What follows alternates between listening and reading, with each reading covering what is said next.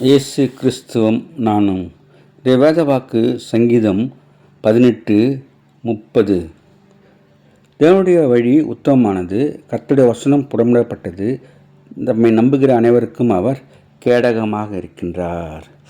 அன்பான சகோதர சகோதரிகளே, ஆண்டவரை நாம் நம்பும்போது அவர் நமக்கு கேடகமாக இருக்கிறார் என்று சங்கீதக்காரன் சொல்கின்றான். அவருடைய அனுபவத்திலே அவரை பார்த்ததினாலே இந்த விதமாக சொல்கிறான். அவர் சொல்கிறார், கர்த்தர் என் கன்மலை, என் கோட்டை, என் இரட்சகர், என் தேவன், நான் நம்பியிருக்கிற என் துருகம், என் கேடகமும், என் இரட்சிப்பின் கொம்பும், என் உயர்ந்த அடைக்கலமாக இருக்கின்றார். அதோடு கூட துதிக்கு பாத்திரரான கர்த்தரை நோக்கி கூப்பிடுவேன் என்று சொல்லுகின்றார்.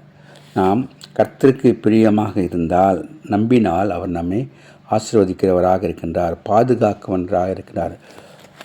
பகலிலே வெயிலாகிலும் இரவிலே நிலவாகிலும் உன்னை சேதப்படுத்துவதில்லை என்று சொல்லப்பட்டிருக்கிறது. பக்கத்திலே 1000 பேரும் வலதுபுறத்திலே 16,000 பேரும் வந்தாலும் அது உன்னை அணுகாது என்று சங்கீதக்காரன் சொல்லுகின்றான். அவனுடைய வாழ்க்கையின் ரகசியத்தை ஆண்டவரை நம்பினதினாலே அவன் பெற்ற ஆசீர்வாதத்தை குறித்து அவன் சொல்லுகின்றான். அதனால் நாம் கூட ஆண்டவரை நம்பி விசுவாசித்து அவர் பின்பற்றி நடப்போம், சேவிப்போம்.